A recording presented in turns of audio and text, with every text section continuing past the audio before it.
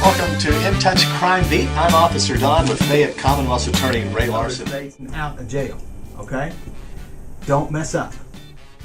And those are the people, those repeat offenders, the ones that go to prison. And They say we're the #1 rated radio show in the whole country. if you'll remember the Donahue case, remember when Glenn Donahue ran over police officer Brian Derman? And they caught him. Sam Murdoch, Sergeant Sam Murdoch of the police department was wrestling Donahue. Donahue stabbed him with a knife. It was assault second degree. That's not perceived as a violent crime. Got stabbed in the legislature. Stabbing a person with a knife is not considered a violent crime according to our current Kentucky law. Well, in that some case, cases. Yeah, I mean, I understand, but how is that never a violent crime? well, you have to ask some of our legislators. Why did they do that? I don't want to go too far. Was it because they... Why? I'm trying to understand why. Well, a violent crime changes the amount of time you have to serve before you're eligible for parole. Okay. If that was considered to be a violent crime, Glenn Donahue would have to serve 85% of the sentence. Okay, so when they restructured our sentencing laws, it was sort of like the good news is someone who commits murder and is convicted will have to serve 85% of their sentence. That's the good news. The bad news is anything short of that almost is not going to be considered violent, which would include attempted murder, would include stabbing someone with a knife to a certain level. I don't know what that, maybe if it doesn't go all the way to the bone, then maybe it's not a violent crime. Beating somebody up on the street is not a violent crime. Let me give you the one where we're talking about police officer Brian Derman being run over and killed by this Glenn Donahue character, right? And he was convicted of manslaughter in second degree. Killed Brian Derman by violently running over him. That's not considered a violent crime. And in that case, violently running over him, leaving the scene, and then when the police go to arrest him, he stabs a police officer in that process.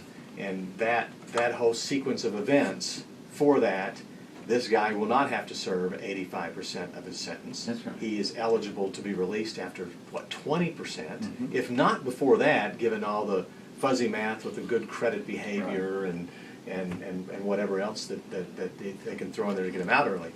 That's the problem. So really when they restructured the sentence, they probably made it a little worse because most people... to get that murder conviction, wow. Here's the deal, Officer Don. Your original question was why would they do that? Well, the point is they don't want people to have to go to prison. It's a shell game. And if they do go, they want them there for as little time as possible. Now, one of the things the legislature told prosecutors and victims, we're going to fix that. We're going to fix that. Well, the legislature has come and gone. They didn't even touch it.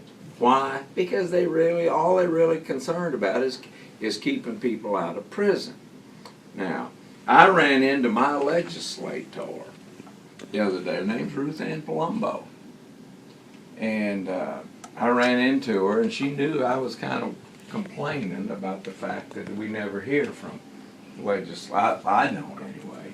And she said, didn't you get my survey that I sent out? And I said, no, I didn't. And she said, well, I'll send you one. Well, that's been 2.5 weeks ago, and I haven't got it What was yet. the survey over? Don't ask me. What were we talking? Well, here's my question. You're a Commonwealth attorney. You're charged with prosecuting crimes. Right. You're charged with putting people in prison that commit these crimes.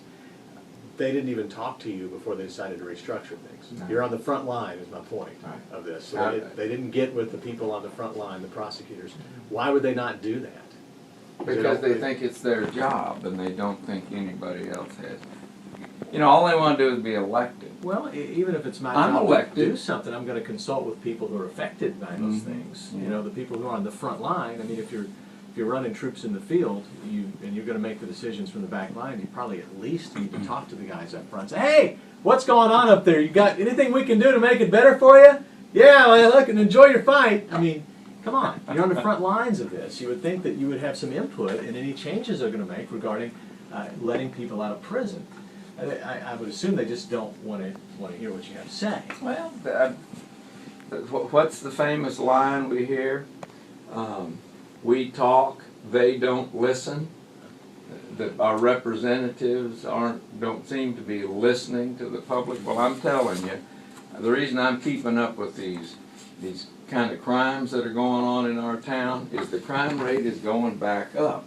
Thanks to in my opinion, thanks to the legislatures turning into wimps on crime. Now, I saw something in the media today that it just hits it right between the eyes.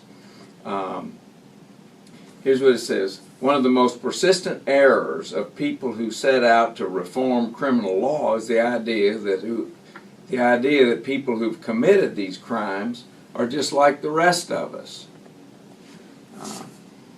It was interesting because it says the Quakers created the penitentiary way back in the 18th century, believing criminals, if confined, would be penitent, reflect deeply and remorsefully on what they had done. Well, they aren't like us, and they don't do that. And I think about the criminals that we have to deal with in Fayette Circuit Court, the felons. Now, they come into court, and the question they have, or the question that most people have, is, good Lord, if I had a felony, it would ruin my life, and it'd be awful. Well, we deal with a bunch of repeat offenders. And the repeat offenders come into court, and they don't care if they have another felony on their record. All they care about is, let's avoid incarceration. I got to avoid going to jail. I don't care if I got another felony on my record. Don't forget, Officer Don, these thugs. By the way, saw something on a guy named Chip Cosby that used to be a reporter for the Lexington Herald Leader on television the other day, where he says that he thought the term thugs was racist. And I said, good Lord, I hadn't even thought about that. He must be racist to come up with that kind. He's a black guy, and he came up with that. And I use the term thug all the time, and it deals with people who behave in a criminal way. It has nothing to do with race. And so, hey, Chip. Get the chip off your shoulder. Yeah, get the chip off your shoulder, man. But don't forget, what makes these thugs function is the expectation of punishment.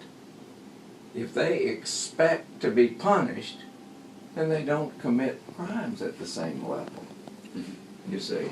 And our legislature has put the expectation of punishment at such a low level that these guys come to court. They, first of all, expect to be probated. They expect to be probated, and they are, for the 66% of these people are probated, but they don't expect to go to jail or prison. So what's to keep them from committing crimes? Tune into the following stations to hear the full episode.